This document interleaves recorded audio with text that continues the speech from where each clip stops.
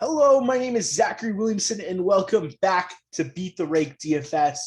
I'm excited for the EPL slate we got. We did have the Chelsea game added to the main slate. If you looked earlier, they were not there.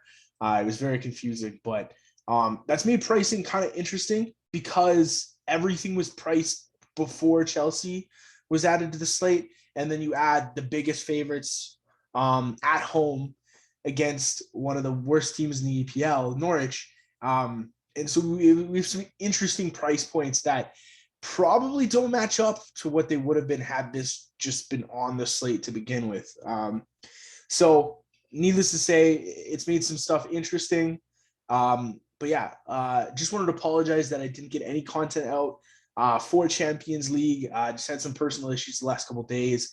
But we're back and we'll have content for probably UCL next week. We'll have content for Saturday EPL and today as well, and maybe Sunday. Sunday's kind of the bigger slate. So Saturdays, we've got, I think, 3 games that are starting at different times, like we normally would on a Sunday. And then Sunday is the big slate. Is weird that the EPL did that way, but it probably has something to do with the FA Cup and stuff like that. So, but anyway, we'll break this down. Like I said, we got Chelsea is the biggest favorites. I think they're away to Norwich. So I just misspoke, but I think Norwich is the home team here. There isn't really anybody I'm looking at on Norwich. If this was the way they lined up, Milo Rashica would have set pieces. If you see Billy Gilmore cannot play, he's a Chelsea loanee. So this is probably what you'll see.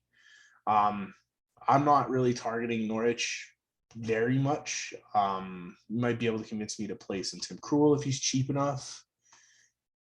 But I don't know. The goalies different. Like goalies are different. Yes, 3,700 maybe. It's okay. Yeah. Chelsea. So Reece James got hurt again. Marcus Alonso is a test. And then so we'll see. Reece James, I do not expect Marcus Alonso as possible. Sal Niguez has been playing out as a left back. He's been cheap recently, and he has an okay floor. Obviously, he doesn't get the bonus, so he's 5,000. So that's not super cheap. He was like 3,000 on the weekend slate against Burnley. Just completely mispriced. At 7.8 without getting the set piece, without getting the clean sheet equity as a defender is probably not worth it. I believe you probably won't get any of Chelsea guys with the set piece because I think Azpilicueta, or not with the set piece, with the clean sheet equity, because Azpilicueta, so he looks like he trained, but it's possible that he could slide back in. I don't know. So in this lineup, if you don't see any Mason Mount, it'll be Hakeem Ziyech. Ziyech has been out as well. I believe he's good to go. So for whatever reason, if we see both Mount and Ziyech, it'll probably be a split. And if you see just Mount, it'll be just Mount. He took over Reece James on the weekend, 4-0. Look out for Werner. I like him in matchups like this. He's pretty cheap. Maybe we'll see Kai Havertz. They've been playing Christian Pulisic a lot. It's Chelsea against Norwich, so play a lot of Chelsea. And like I said, the pricing is off because of how like DK put this out, because like the first they just had the Watford Wolves, Newcastle Southampton, and Aston Villa Leeds, and they added the Chelsea game later, and so that's why you have Coutinho up at like 9.4 and stuff like that. You have like some mispricing, so like Prowse is more expensive than the Chelsea guy, and I get it, but yeah, so it's interesting. Anyway, moving to the next game. Southampton is home to Newcastle. This will probably be the lineup. They've been running this out pretty much every league game. Kyle Walker-Peters had been out recently, so if he's back in, I like him at 5.5. He played really well against Norwich. Came in against Villa.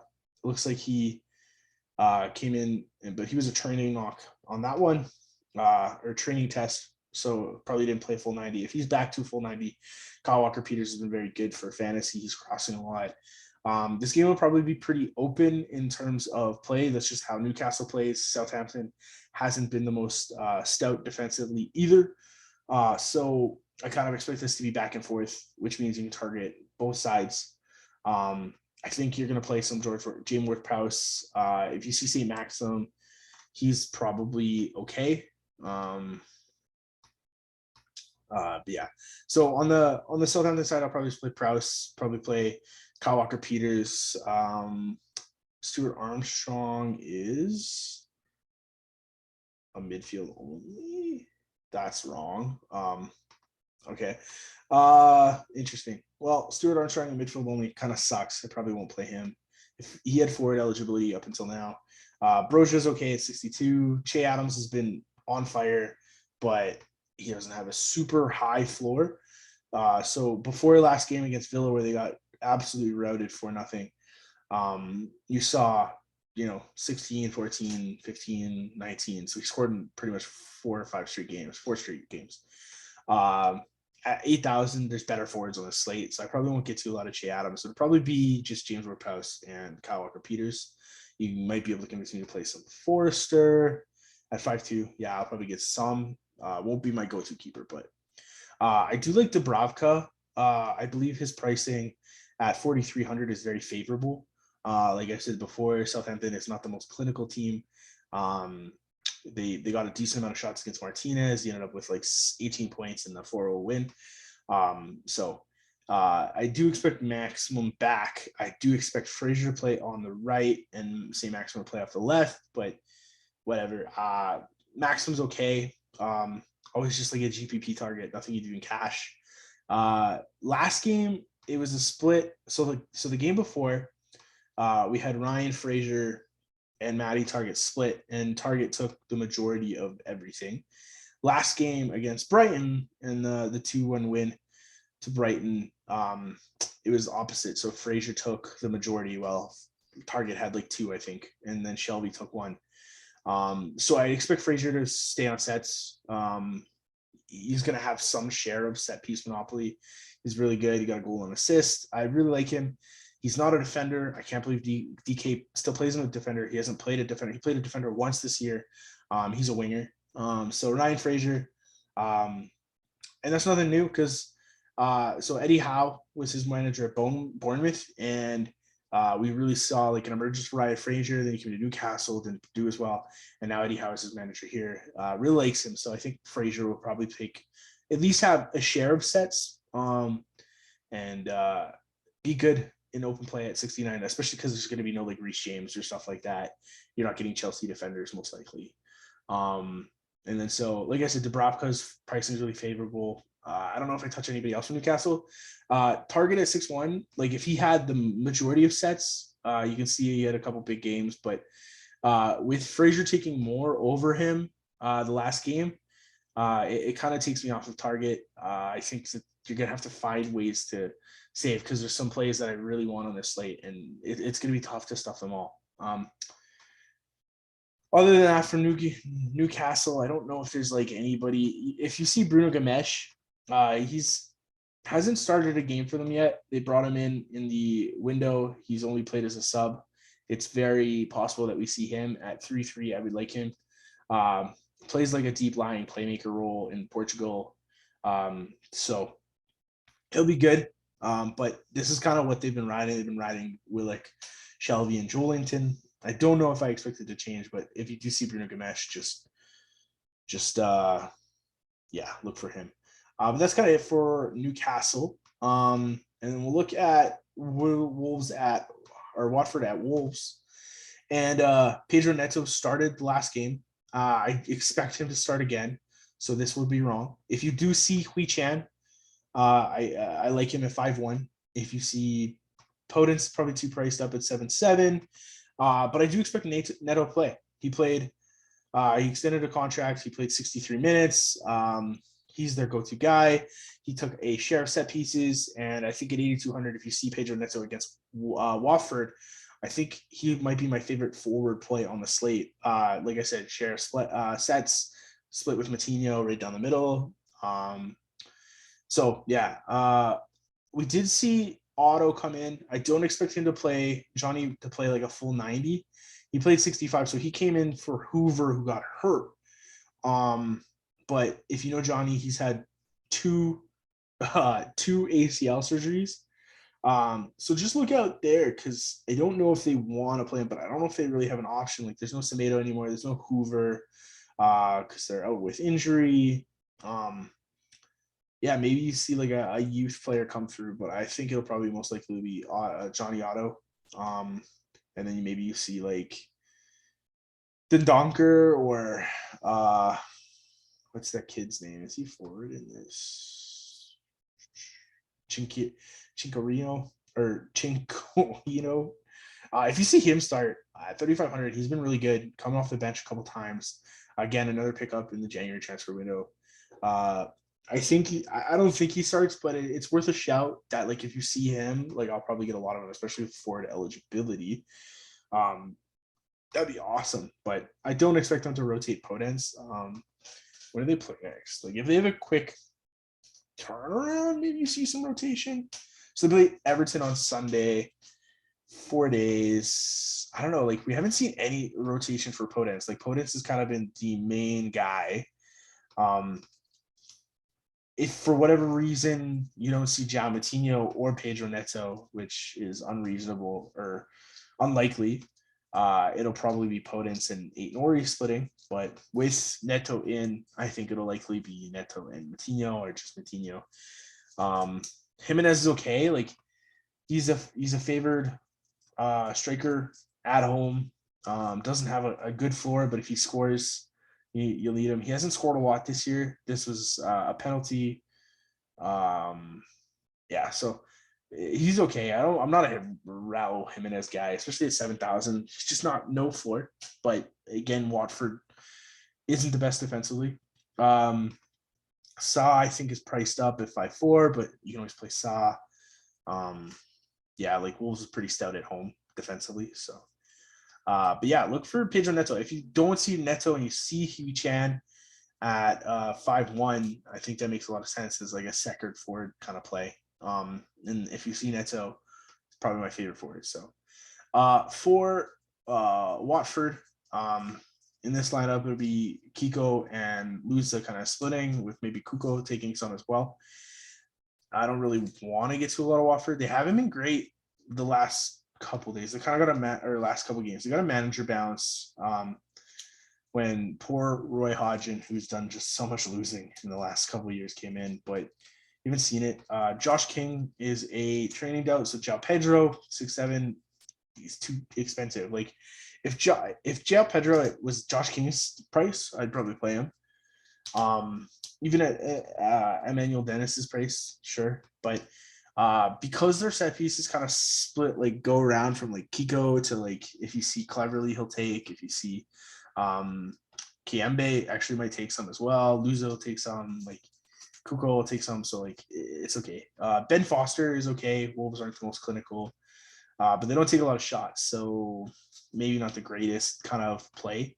They also play pretty like on the break, so we did see Ben Foster have a good game against Man U. If you think Watford's gonna sit deep, that's when you want to play Watford but like Watford tends to come out a little bit more than probably they should, as you see them like lose here by 4 and allow 3. But yeah, Watford has had a good away form, oddly enough. They have actually, so if you took their away form and just applied it and they played all their games away and just like that was their average, they would end up with like, I think it was like top 5 for goals allowed. So don't concede a lot on the way. So maybe you do play away. So maybe you do play Ben Foster. Weird little stat, but yeah. Looking at the last game. So this game is going to be 15 minutes after everything. That's going to be important because obviously lineups in soccer, you need the lineups. I expect this to kind of be how they played for Villa. We have Leeds at home. Leeds has been absolutely atrocious. Poor Meslier just getting peppered. Only 1-0 to Leicester, but you see like 4-0, 6-0, 4-2, 3-0. Like Leeds have been terrible. They got their coach fired. I will say they do have a new manager. Jesse Marsh was a Red Bull Leipzig guy. He also coached for the New York Red Bulls. He's an American. I really liked the way he spoke.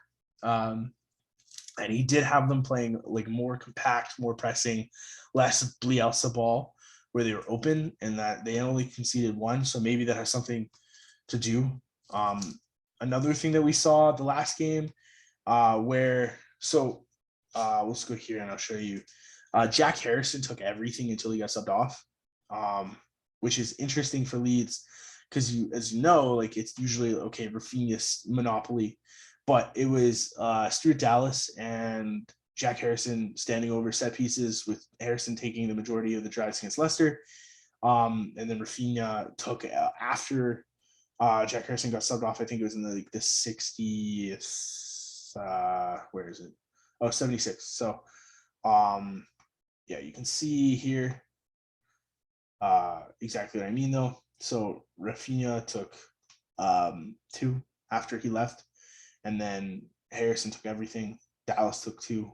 Harrison was on, but basically they were doing it the way City actually does their set pieces, very similar, where in the corner you'll have like the one guy who's like left-footed or right-footed, you'll have them on both sides and they'll split, they'll sit there, and whoever takes, but it had been Harrison, which is interesting because I think a lot of people would just try to jam Rafinha, and without set pieces, like I know he got there after, but up until like when Harrison was on the field, like Rafinha had like 7 points. Unless he scores at 8,700 without a monopoly set pieces, I just don't know if I want to do it.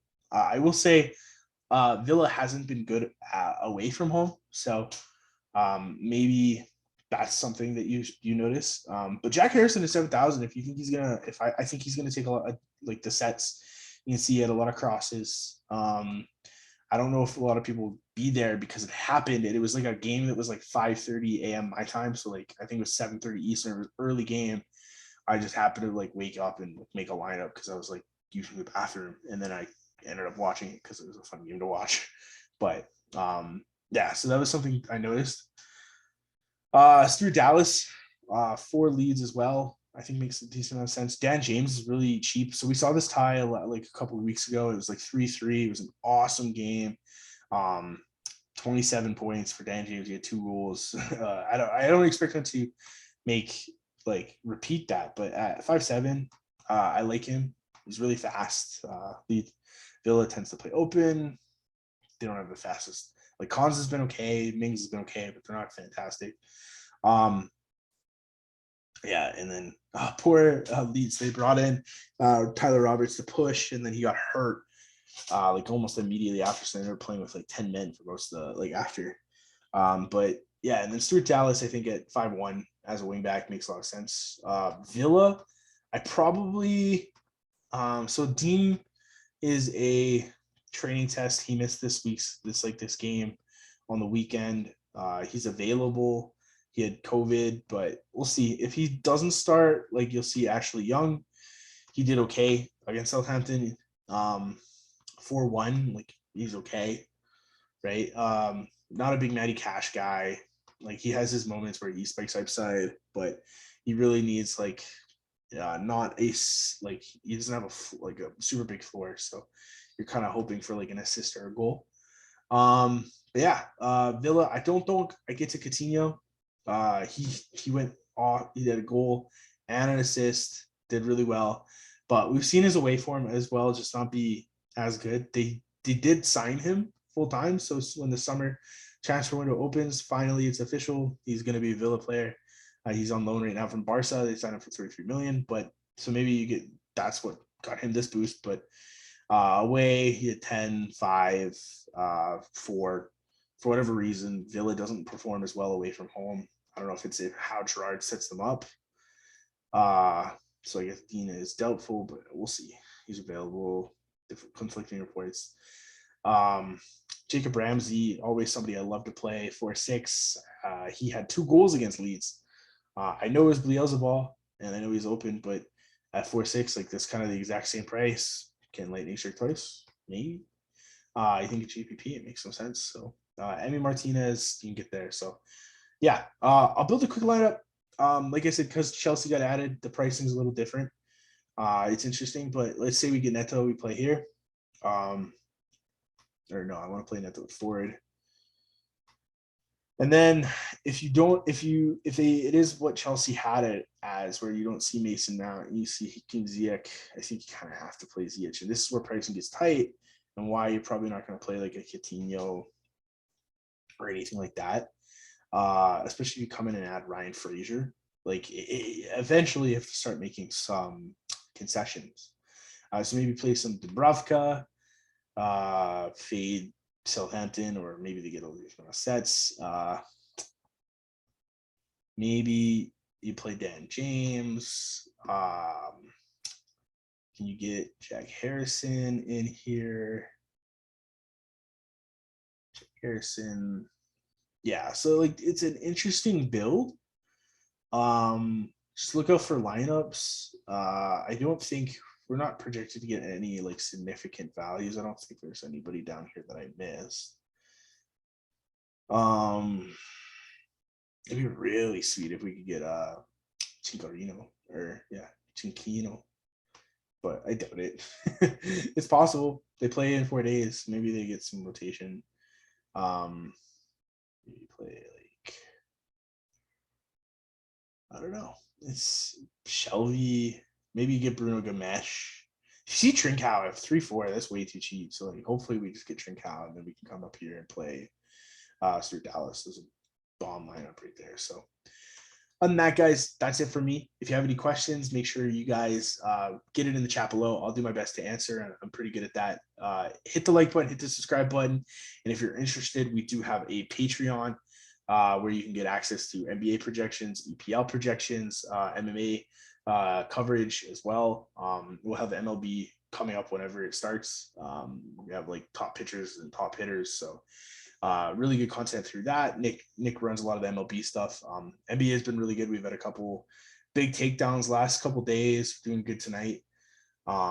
So yeah. And then even if you just want to get in and chat, we have a free Discord. We have a general Discord that, you're not added to the specific coverage channels, but you can at least get in there and ask some questions in the Discord link below. So on that, guys, thank you so much for tuning in and good luck tomorrow.